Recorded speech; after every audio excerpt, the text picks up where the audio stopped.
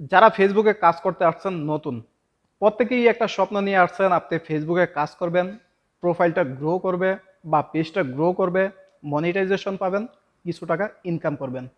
এ উদ্দেশ্যে যারা আসছেন, আজকের ভিডিওটি কেবলমাত্র আপনাদের জন্য। ফেসবুকে বর্তমানে কিছু নোংরামি চলতেছে, সেইগুলোর সাথে আপনি পর্যায়ক্রমে ফেসে যাচ্ছেন না তো? এগুলোর সাথে আপনি সম্পৃক্ত না তো? যদি সম্পৃক্ত হয়ে থাকেন, তাহলে আমি বলবো আজকেই এইগুলো থেকে বেরিয়ে আসেন। তো প্রথমেই বলেন, আপনি যখন নতুন কাজ করতে আসছেন, এমন অনেকরে দেখবেন আপনার ভিডিওর নিচে দিয়ে এসে কমেন্ট করবে, আপনার বাড়িতে ঘুরে গেলাম, আপনাকে দাওয়াত রইল আমার বাড়িতে ঘুরে আসবেন।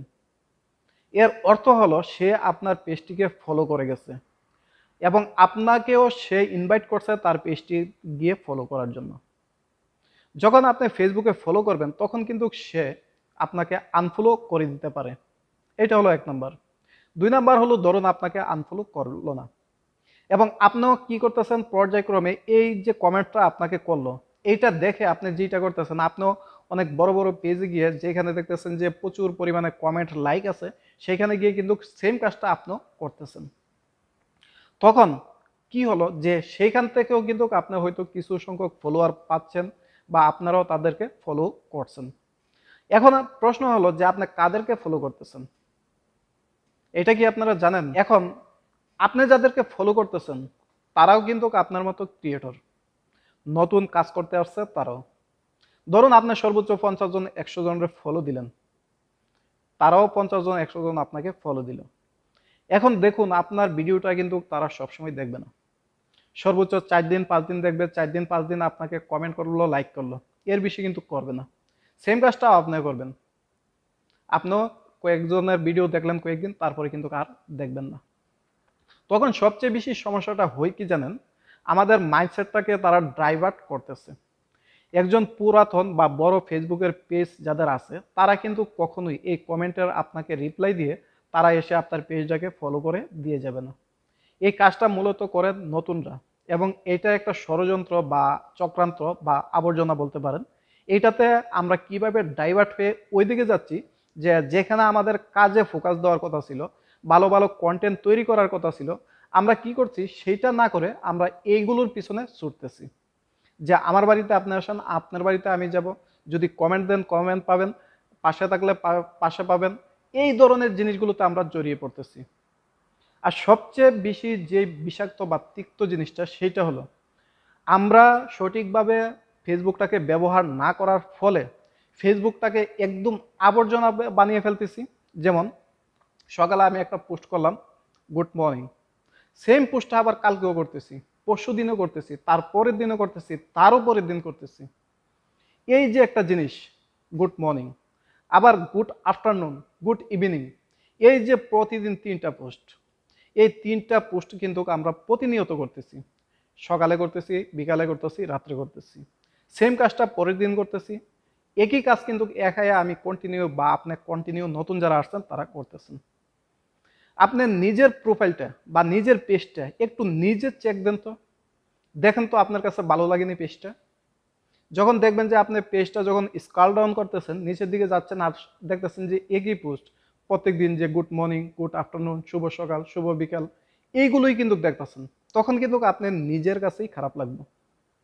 আমার কথা বাদ দেন, আপনি যখন এই কাজগুলো করবেন তখন আপনার নিজের কাছেই খারাপ লাগবে। এখন চিন্তা করেন, আপনার নিজের কাছে যদি খারাপ লাগে, যারা অডিয়েন্স আছে তাদের কাছে কিরকম লাগবে? তখন তো ভাই, যারা প্রকৃত অডিয়েন্স আছে আপনার কাছ থেকে 100 হাত দূরে থাকবে। আপনাকে তো তারা ভালোবাসবে না, যে ও কি কাজ করে, প্রতিদিন একই কাজ পোস্ট করতেছে, একই ধরনের কমেন্ট লাইক, এগুলো তো ভাই উচিত না। তারপরে আরেকটা জিনিস যেটা, সেটা হলো আমরা ভিডিওতে এসে, শর্ট ভিডিওতে এইগুলো একটা ভুল করে থাকি, যে ভাই প্রত্যেকে বড় ধরনের উপদেষ্টা হয়ে যায়। বাংলাদেশে ফেসবুকে যে পরিমাণে উপদেষ্টা হয়ে গেছে বর্তমানে, কল্পনাও করা যাবে না। যে জানে সেও উপদেশ দিতেছে, যে না জানে সেও উপদেশ দিতেছে, কেউ গাইডলাইন পরে উপদেশ দিতেছে, কেউ না পরে উপদেশ দিতেছে। এইটা যে আপনার জন্য কতটা ইফেক্ট করবে, ভবিষ্যতে আপনার এই পেজটা কখনো গ্রো করতে পারবে না, দাঁড়াতে পারবেন না ভাই। কথাগুলো মিলিয়ে রাখেন। আজকে আপনি যে পর্যায়ে আছেন, 1 বছর পরেও আপনি দেখবেন যে সাকসেসের দ্বারে কাছে যাচ্ছেন না। কারণটা কি? ফেসবুকটারে আমি আবর্জনা বানিয়ে ফেলতেছি। এগুলো মানুষে মূলত এখন পছন্দ করে না ভাই। এগুলো মূলত তেল মারার জন্য। আমি আপনাকে লাইক করলাম, আপনি আমাকে লাইক করলেন, এভাবে কিন্তু চলতেছে। এভাবে কিন্তু ভাই বেশি দিন চলা যাবে না। আপনি কষ্ট করে যখন পেজটা বড় করে ফেলবেন, 50,000 1 লাখ ফলোয়ার নিয়ে আসবেন, তখন কিন্তু আপনি এইগুলো হালকা পাতলা করলেও আপনি একটা চালিয়ে যেতে পারবেন। কিন্তু নতুন অবস্থায় ভাই কখনোই আপনি এগুলো করে আগাতে পারবেন না। এগুলো করা উচিত না ভাই। এগুলো থেকে যত তাড়াতাড়ি বেরিয়ে আসতে পারবেন তত তাড়াতাড়ি আপনার জন্য ভালো। আপনাকে কেন রাতারাতি আপনাকে বড় হতে হবে, রাতারাতি সাকসেস হতে হবে, এই মাইন্ডসেটটা আপনি ফেলে দেন। এই মাইন্ডসেটটা কোনো কাজে আসবে না। আপনি নিজেকে আস্তে আস্তে ইস্টাবলিশ করেন। এই যে এতদিন পোস্ট করতেছেন good morning, good afternoon, hi, hello, এগুলো বাদ দেন। এগুলো মাসেও একবার করবেন না। দরকার নেই আপনার এতগুলো পোস্টের। আপনার উইকলি চ্যালেঞ্জ রাখেন, দরকার নাই। উইকলি চ্যালেঞ্জগুলো পূরণ করতে পারেন কিভাবে জানেন? যে আপনার এখানে দেখা আছে যে 5টা পোস্ট করেন, 10টা পোস্ট করেন। এই পোস্টগুলো আপনি কি করবেন জানেন? এগুলোতে আপনি যদি ভালো ভালো ছন্দ পারেন বা মিলিয়ে মিলিয়ে যদি কোনো কন্ট্রিবিউশন তৈরি করতে পারেন, ওইগুলো দেন। ওইগুলো কিন্তু মানুষের ইন্টারেস্ট নিয়ে পড়বে, ইন্টারেস্ট নিয়ে দেখবে, ওইগুলো পছন্দ করে। কিন্তু গুড আফটারনুন, গুড মর্নিং এগুলো পছন্দ করে না। এগুলো দিয়ে আমাদের পেজটা একেবারে নোংরা করে ফেলতেছি, যার কারণে পেজের কোনো উন্নত নাই। আপনি যদি ওই ধরনের পোস্ট করতে পারেন, সুন্দর সুন্দর ছন্দ বা কবিতা এগুলো যদি পোস্ট করতে পারেন, আপনি যখন আপনার পেজে ঢুকবেন তখন কিন্তু আপনারও ভালো লাগবে যে আজকে একটা ছন্দ, কালকে আর একটা ছন্দ, খুব সুন্দর সুন্দর জিনিসগুলো দিতেছেন, আপনার কিন্তু ভালো লাগবে। আর এই যে আইসা 5 মিনিট 10 মিনিট যে ভাই ব্যাকগ্রাউন্ড এমনে করেন, এমনে করেন, এমনে ভিডিও করেন, ওই রকম ভাবে ভিডিও করেন, উপদেশ দেওয়াগুলো বন্ধ করেন। করে কিভাবে সুন্দর কন্টেন্ট তৈরি করা যায় ওইগুলোর দিকে ফোকাস দেন ভাই, আপনার সাকসেস হতে পারবেন। এই আবর্জনাগুলোকে আপনার মাথায় থেকে জেরে ফেলে দেন। কারণ কি জানেন? আপনি এতগুলো ভিডিও বানানোর দরকার নাই তো, আপনি অল্প বানান, রিয়াকশন ভিডিও দেন, সুন্দর সুন্দর চিন্তা ভাবনা করেন যে ভাই কি দেওয়া যায়, একটু ডিফারেন্ট কি আনা যায়। একটু ডিফারেন্ট যদি কিছু আনতে পারেন, জনগণ আপনাকে রাতারাতি ভাইরাল করে দিবে। ভাই একটা পেজ যখন বড় করবেন ভাই, আপনাকে তো একটু কষ্ট করতেই হবে। করেন না, কষ্টটা করেন না, আপনার জন্য ভালো হবে। এই কষ্টটা আপনাকে লং টাইম সার্ভিস দিবে, বুঝছেন? আর যারা কষ্ট না করে তারা কিন্তু বেশি দিন টিকতে পারে না ভাই। এই আবর্জনাগুলো ঝেড়ে মুছে ফেলে দিন, আপনার জন্য ভালো হবে, আপনার কন্টেন্টের জন্য ভালো হবে, পেজের জন্য ভালো হবে, পেজটি একদিন গ্রো করবে। কিন্তু আপনি যদি ওই রকম আবর্জনা দিয়ে ভরে ফেলেন, যেখানে ভাই আপনার নিজের কাছেই ভালো লাগবে না, সেখানে আমার কাছে কিভাবে ভালো লাগবে বলেন? এগুলো বাদ দিয়ে দেন। আপনি ফেসবুকে অবশ্যই অবশ্যই সাকসেস হতে পারবেন। আপনি যদি সুন্দর ভিডিও বানান, তাহলে কিন্তু ভাই বলতে হবে না আপনাকে যে ভাই আমাকে একটা ফলো দেন, একটা লাইক করেন, একটা কমেন্ট করেন, এইটা বলতে হবে না ভাই। আপনি নিজে থেকেই দিবেন। এই যে এখন আপনি যে আমার ভিডিওটা দেখতেছেন, আমি কিন্তু আপনাকে বলবো না যে আপনি আমার পেজে লাইক করেন, কমেন্ট করেন বা ফলো করেন। আপনার যদি ভালো লাগে, আপনি তো ভাই নিজে থেকেই করবেন।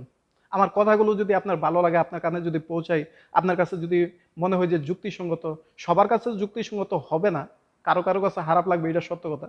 যাদের কাছে যুক্তিসঙ্গত হই তারা কিন্তু অবশ্যই ফলো করে। তো এই জিনিসগুলো আপনাকে করতে হবে। আপনি কি করবেন? আপনি যদি ব্লগ ভিডিও করেন, করেন না, সমস্যা নাই তো, সুন্দর সুন্দর ব্লগ করেন। আপনি যদি খেলাধুলা স্পোর্টস নিয়ে করতে চান, করেন না, সমস্যা নাই তো, সুন্দর সুন্দর করেন। আর্ট করতে চান, করেন। কুকিং রিলেটেড, তাও করেন, ওই ধরনের করেন। কারণ এগুলো করে তো ভাই অনেকেই সাকসেস হতেছে। আর আপনি যেটা শুরু করছেন নোংরামি, এগুলো দিয়ে ভাই সাকসেস হওয়া সম্ভব না, কোনো ক্রমেই সম্ভব না। পাবেন হয়তো মনিটাইজেশন পেয়ে যাবেন, ইনকাম হবে, কিন্তু যেই পরিমাণে ইনকাম হবে আর যেই পরিমাণে লাইক কমেন্ট পাবেন বা আপনার আর্নিং সোর্স পাবেন, কিছু হবে না। আপনি নিজে বিরক্ত হয়ে ছেড়ে দিবেন। বহুত লোক দেখছি ভাই, আমি নিজে সহ ছেড়ে দিচ্ছি। তো আপনারা কি বলবো বলেন? তো সবচেয়ে বড় কথা যেটা, সেটা হলো যে আমাদের মাইন্ডসেটটাকে ভালো করতে হবে। ফেসবুকটা যে পরিমাণে নোংরামি ভরে গেছে, এটা যদি আমি যদি সংশোধন না হই, তাহলে এখান থেকে ভাই সুষ্ঠু সবল যে আপনার কন্টেন্ট, সেগুলো কিন্তু আমরা কখনোই পাবো না। সেগুলো মানুষের দেখতেও পারবে না, যার ফলে ফেসবুকের প্রতি মানুষের একটা আকৃষ্ট যেটা ছিল সেটা নষ্ট হয়ে যাবে। তাই প্রত্যেকেরই উচিত ভালো ভালো কন্টেন্ট তৈরি করা। আমি বলি নাই যে আপনি সব বিষয়ে পারদর্শী, সব বিষয়ে পারদর্শী হতে হবে না। আপনি যেটা বুঝেন, যেটা ভালো জানেন, সেটাই তৈরি করেন। আজকে তৈরি করেন, একটু ভালো লাগছে না, কালকে করেন, দেখবেন যে আজকেরটাতে একটু বেটার হয়েছে। তারপরের দিন করেন, দেখবেন যে আরো একটু ভালো হয়েছে। এভাবেই কিন্তু আপনি এগিয়ে যাবেন। আপনি আমাকে লাইক করছেন, কমেন্ট করছেন, আমি আপনাকে লাইক করছি, কমেন্ট করছি, এভাবে আগানো যাবে না। পেজে পেজে গিয়ে ঘুরে ঘুরে আমরা যে সময়টা মিলে, যে সময়টা ব্যয় করে বড় বড় পেজে বা অনেক ধরনের পেজে আমরা গিয়ে বলি যে ভাই পাশে থাকলে পাশে পাবেন, এই সময়টা যদি আমরা ওইখানে ব্যয় না করে একটা কন্টেন্টে ব্যয় করি, আমাকে কিন্তু লং টাইম সার্ভিস দিবে। তো কি দরকার?